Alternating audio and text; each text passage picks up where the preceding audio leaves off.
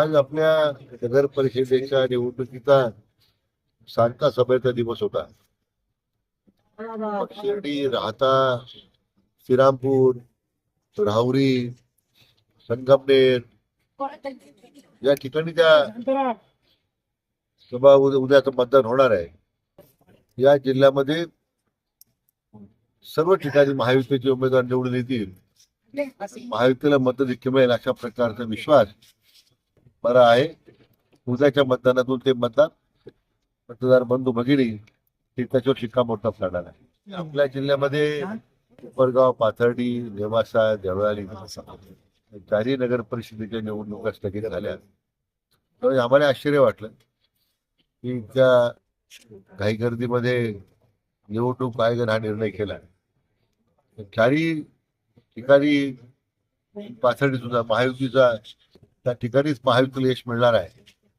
परंतु अशा अचानक निवडणूक आयोगाने घेतलेला निर्णय याचा निश्चितपणे मला आश्चर्य वाटतं. त्यात असं आहे की संजय राऊतच्या प्रत्येक विधानात उत्तर द्यायचं नाही. ज्या लोकांनी जनाधार गमावलेला आहे, लोकांचा विश्वास गमावलेला आहे, अशा बेछूट आरोपांकडे आपण लक्ष आम्ही देत नाही.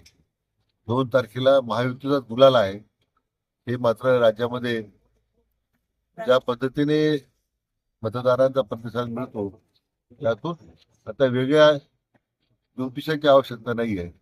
100% राज्याचे लोकप्रिय मुख्यमंत्री माननीय देवेंद्र फडणवीस यांच्या नेतृत्वाखाली भाजप आणि महायुतीला घवघवीत यश मिळेल त्याच्याबद्दल आता कोणाच्या मनात शंका असण्याचं कारण नाही. असं एक डॉक्टर स्वाधीन गाडकर एक कुंभोजोग आणि अतिशय कुठचे असे व्यक्तिमत्व आहे. राहता शहराच्या सर्वांगीण विकासाकरता निश्चितपणे डॉक्टर गाडेकर आणि त्यांची सर्व जी टीम आहे ते चांगलं काम करतील असा विश्वास मला या निमित्तानं राहतेकरांना आम्हाला द्यायचा आहे. आता जनतेने जेवढं हातात घेतली लाडके बहिणी आहेत, युवक आहेत, आपले लाडके भाऊ आहेत.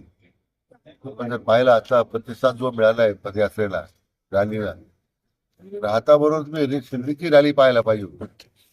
प्रचंड असा प्रतिसाद लोकांनी निवडणूक हातात घेतली.